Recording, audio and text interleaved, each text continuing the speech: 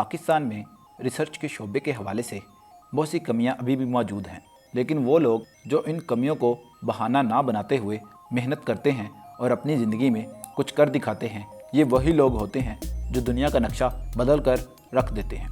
इसी तरह के एक 17 साला नौजवान जिसका ताल्लुक पाकिस्तान के शहर लाहौर से है, उसने एक ऐसी थ्योरी को प्रूफ करके दिखा दिया है जो दुनिया में अब तक उसके अलावा कोई और हल नहीं कर सका। इस थ्योरी को हनीकॉम्ब फिनोमेना कहा जाता है। ये थ्योरी काफ़ी अर्सा पहले पेश की गई थी, लेकिन कोई शख्स भी इस थ्योरी का एक्सपेरिमेंटल प्रूफ नहीं दे सका कि ये दर हकीकत किस तरह से होता है। इस 17 साला लड़के ने अपने इस तजर्बे के बारे में इंटरव्यू देते हुए क्या कहा, आइए देखते हैं इस वीडियो में।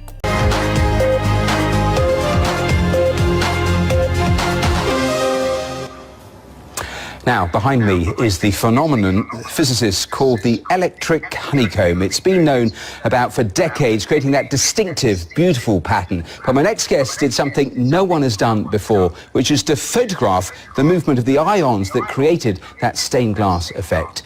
He's a 17-year-old student from Pakistan, and his work has just been published. Well, Shaheer Niazi joins me live now from Lahore, and congratulations. Welcome here to the programme. Now, listen.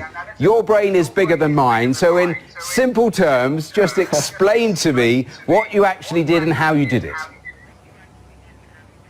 So the phenomena basically works like this, is that we have a needle electrode and a plate electrode, and we have a layer of oil on the plate.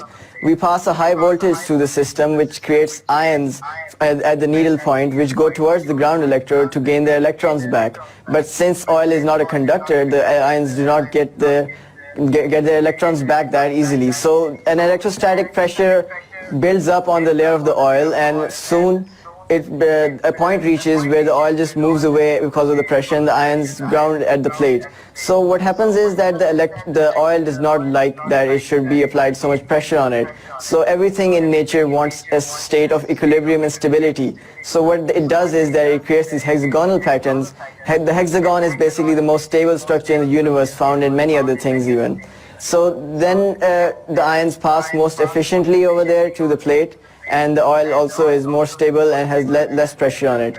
So what I did in the imaging technique, well, that's what I want to ask you about the imaging technique, because I read you said that you included it because you've been fooling around with it for a while, this technique, but you included it for the novelty factor. Did you think it might work? Yeah.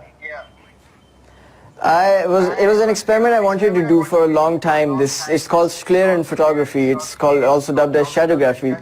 So I had the setup made, and I thought that why not put this setup in it, because we had the heat gradients related, which I also added in my paper. So I thought, because the method of photography was to measure heat waves basically. So I had an idea that maybe it will work, and when I actually put it in the system, it did actually show me the ions coming down in the form and heating up the residual heating up the air in the process. And we're seeing that photograph. We're seeing that photograph on our screens. How exciting potentially is something like this? Because I read you mention biomedicines, printing. How can this be used, do you think? Exactly, like in biomedicine, we can use this like to supply a drug into a human body and then take it to a target organ without having it spread all around the body.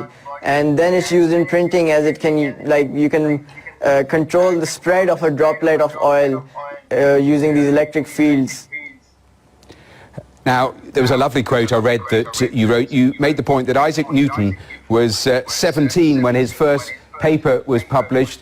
You were 16 when you actually got the letter of acceptance. I mean, you must feel terribly proud, both for yourself, for your country, you'd gone to this international competition to be published. Yeah, because like it was my goal and my mother's goal. Like it was her dream that I get my paper published at a young age, so that I can get this experience that how research is like handled in the public, how it's handled out there in the real world. So it was like quite an experience for me, and it was quite like, it's just like when a researcher and his research is the research is like the researcher's child. So having it accepted is like having his child praised. So it's like quite appealing to have. Have you always experimented? I read that by the time you were 11, you were doing online courses because you found classroom work rather boring. Yeah, cause like we had to doing all the revision and everything, so like you're studying the same thing over and over again for some time. So your mind wants to do something else. It wants to do something ahead of what you're already doing. And I've had this drive in me since an early age. It was installed in me from my parents. They always used to tell me, think 100 steps ahead of others, and only then can you succeed. Well, Shaheer, Niazi, thank you so much for taking time to speak to us on today's Global. Thanks. You're welcome. Well, he received that letter.